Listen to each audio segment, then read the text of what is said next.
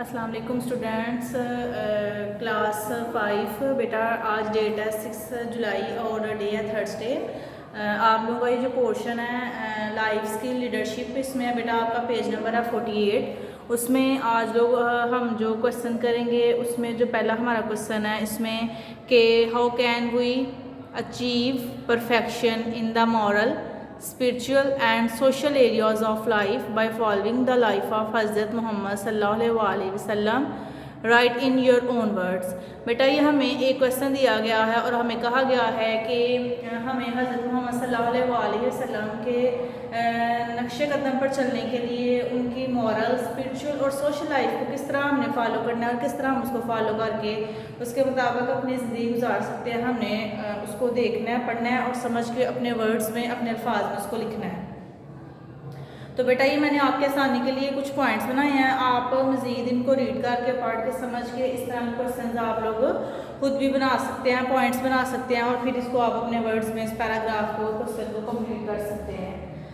सबसे पहला हमारा जो पॉइंट है वो ये है बच्चों के लास्ट प्रॉफिट ऑफ अल्लाह के जो हज़रत मोहम्मद सल्लल्लाहु अलैहि वसल्लम है, हम सबको पता है कि वो अल्लाह ताला के आखिरी नबी और आखिरी रसूल है।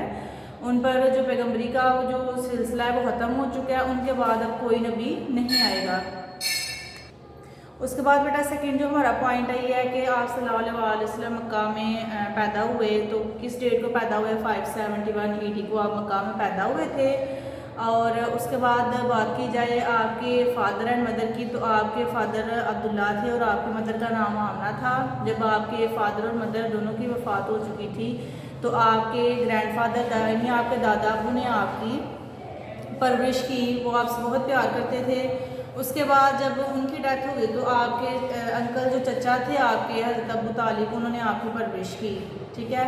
उसके बाद आप सल्लल्लाहु अलैहि वसल्लम जब बचपन से बड़े हुए तो आपने बहुत ही एक अच्छे शख्स थे, काइंड ग्रू फाइन बॉय, यानी बहुत अच्छी परवरिश के साथ आप जवान हुए। काइंड एंड जेंटल, आप सल्लल्लाहु अलैहि वसल्लम बहुत नरम दिल थे और दूसरों पर रहम करने वाले थे, यानी आप इंसान तो इंसान, जानवरों के साथ भी आप सलूक अच्छा करते थे, उनसे मोहब्बत और प्यार करने का आपने दर्स दिया है।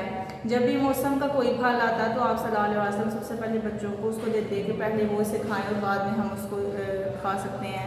उसके बाद प्योर एंड पियस, यानी आप सल्लल्लाहु अलैहि वसल्लम ने सारी अपनी ज़िंदगी पकीज़गी और अच्छे एक शराफत में गुजारी, इसलिए आप सल्लल्लाहु अलैहि वसल्लम को लोग सादिक और अमीन कहते थे, यानी आप सच बोलते थे हमेशा, कभी आपने अपनी ज़िंदगी में झूठ नहीं बोला और हमेशा ईमानदारी से मुजाहरा करते थे, ईमानदारी से अपना हर काम करते थे, इसलिए आप लोग आपको सादिक और अमीन के नाम से याद करते हैं, पुकारते थे।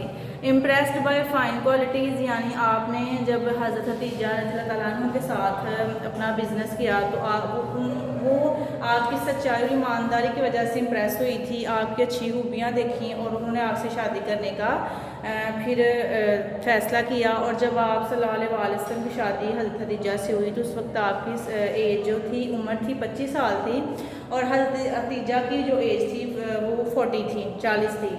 तो इस तरह वो आपकी खूबियों से मुतासिर होकर उन्होंने आपसे शादी कर ली। उसके बाद जब आप सल्लल्लाहु अलैहि वसल्लम 40 साल की उम्र में पहुँचे तो अल्लाह ताला ने आप पर वही नाज़िल की और इस तरह आपने इस्लाम की तबलीग स्टार्ट कर दी। जैसे बिगिन टू प्रीच इस्लाम, यानी आपने लोगों में इस्लाम फैलाना स्टार्ट कर दिया।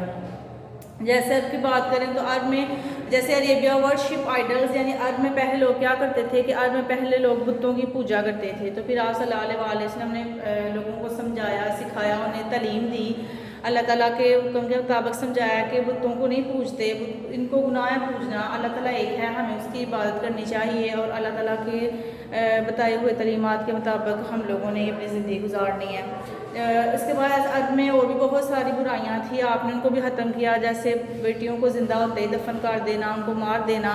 तो आप सल्लल्लाहु अलैहि वसल्लम ने ये भी लोगों को समझाया कि बेटियां जो होती हैं वो रहमत होती है, हमें इन्हें मारना नहीं चाहना चाहिए।